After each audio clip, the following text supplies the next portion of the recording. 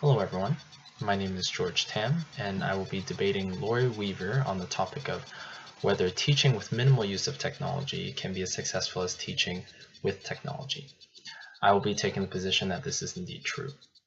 While there are instances where technology can enhance learning, by and large the majority of the time good teaching and learning can be facilitated without the need for significant educational technology. The history of educational technology has seen many new tools invented which were seen as game changers at the time. Over the years, scholars such as Larry Cuban, Todd Oppenheimer, and someone who many of us should be familiar with, Tony Bates, have chronicled the history of educational technology.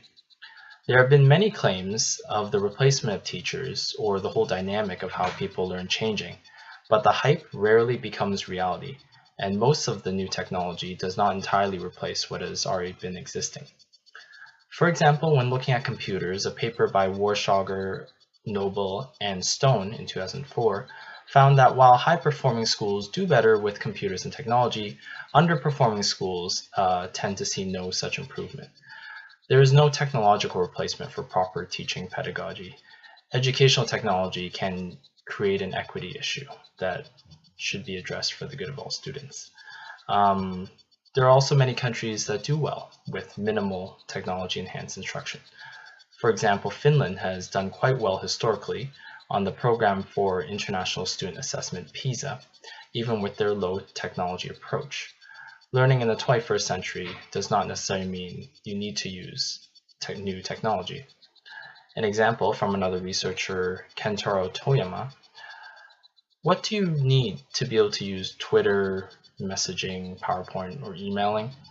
In the age of digital natives, not so much technical skills, but good thinking, writing, and communication skills. These are 20th century competencies, but they should be translated into the 21st century. Now I will pass the baton to Lorri for her to give her side of the argument. Good day. My name is Major Lorri Weaver, and I am currently serving as an aerospace engineering officer in the Canadian military. I have seen firsthand the benefit of leveraging technology to prepare personnel for emergency situations. Specifically, I've completed rotary underwater egress training, which prepares personnel to egress a helicopter that has crashed into water and has become submerged. The technology used in the trainer allows for realistic simulation of weather states, crash sequence, as well as helicopter layout.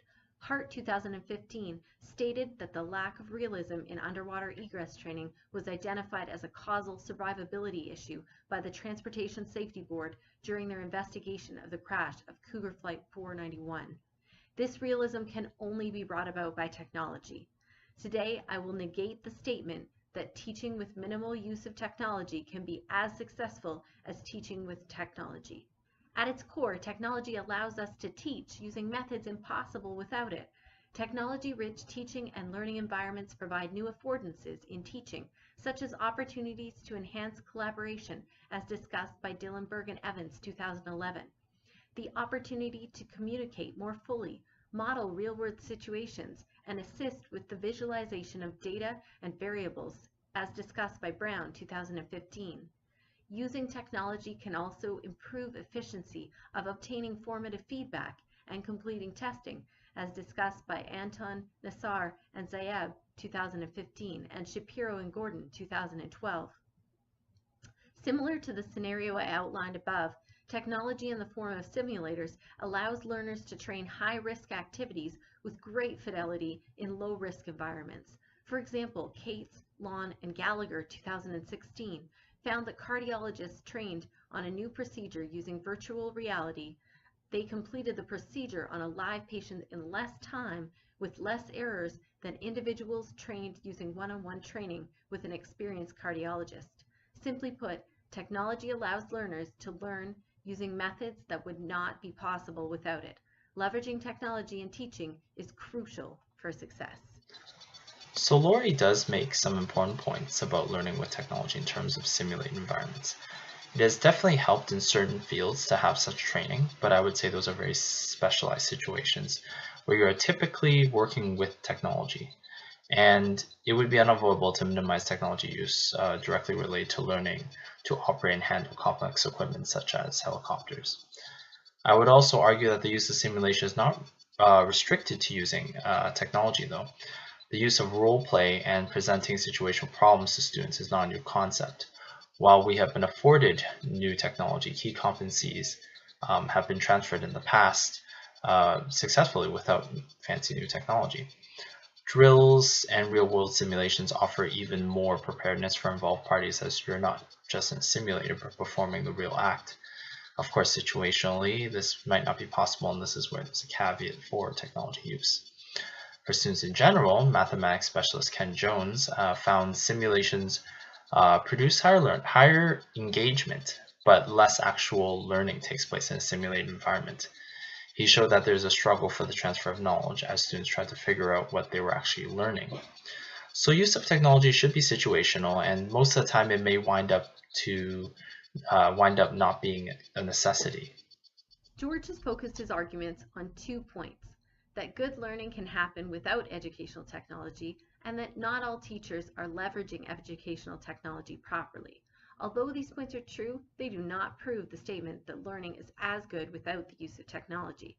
Studies that specifically compare learning with and without technology have found that learning is better when technology is leveraged. For example, Poikela, Romo, and Terra's 2015 found that nursing students who used a computer simulation had more meaningful learning than those taught using a traditional method. This is true in other studies already cited. So although it may be possible for students to learn using traditional methods, when used correctly, technology greatly enhances learning. And that's the key. One of the references used by George, the Organization for Economic Cooperation and Development 2015, states, "The real contributions information and communication technologies can make to teaching and learning have yet to be fully realized and exploited." This is the key. When applied using appropriate pedagogy, technology makes for better learning. During this debate, we've seen that there are valid arguments for both sides, but ultimately, using technology provides more ways for instructors to engage their learners in content, and although teaching can be completed without it, leveraging technology produces the best solutions.